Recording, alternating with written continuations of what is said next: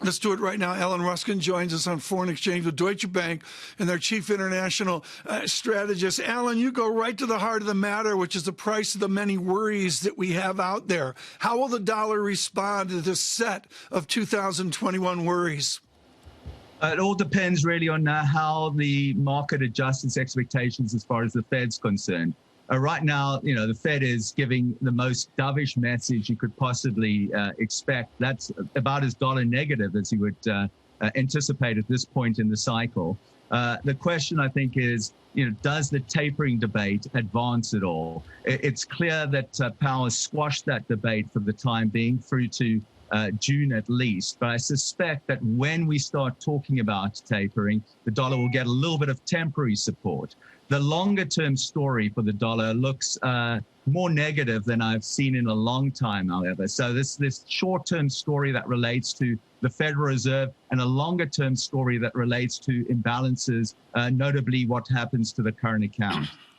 Can we talk about a cyclical trade more broadly, globally, Alan? I've been surprised that euro-dollar's been pinned down to in and around 120. I know we were threatening a 116 handle only a month or so ago, but to get to 120.57, that rally just seems to have stalled. And the picture's pretty clear from here, Alan. Things look better in Europe. The vaccination rollout looks better. This could be a good summer for the European economy. I think we all hope it will be. But right now, euro-dollar at 120.56, I think some people are scratching their heads, Alan, why this rally has stalled. Yeah, I think the problem you have in the foreign exchange market is we love movements in short-term rates in particular, and we're not going to get that. We are getting some movements in terms of central banks and central bank expectations, mostly revolving around retreat from quantitative easing. So the tapering story that you saw from the Bank of England today is obviously an interesting one. But you're not getting movements and are not expected to get movements in terms of short-term interest rates from all these major central banks for a long time to come. So it's hard for, the growth data, for example, to move the needle as far as ECB expectations are concerned, as far as Fed expectations are concerned. And I think that's containing foreign exchange volatility for the time being. For the time being, in the near term, you're sort of clarifying all of your statements on the dollar. Longer term, you have a more negative view. What will be the tipping point that will shift a perhaps benign environment to one that's more pernicious for dollar?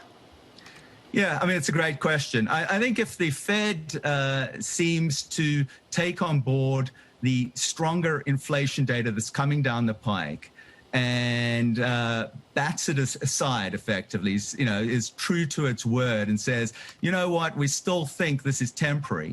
And if the market does not believe them, then I think you're in a space there, which I think is potentially dollar negative. And I think there's every reason for the market not to believe the Fed if you do actually get inflation expectations and inflation itself actually rising, because we haven't seen these kinds of circumstances as far as inflation's concerned. It's certainly in the last 4 decades. Alan Ruskinon, let's wander back to Cape Town that you know so well. Let's take USD ZAR. Let's look at emerging markets. Let's look at the commodity opportunity that's out there, or has it already been had?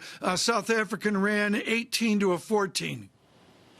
Yeah, I think, there's a lot of good news that's being priced into commodity currencies. I think there's further run. I think what you're seeing in the FX market is a tendency to run with the G10 commodity currencies. They feel that EM has, got its own special story.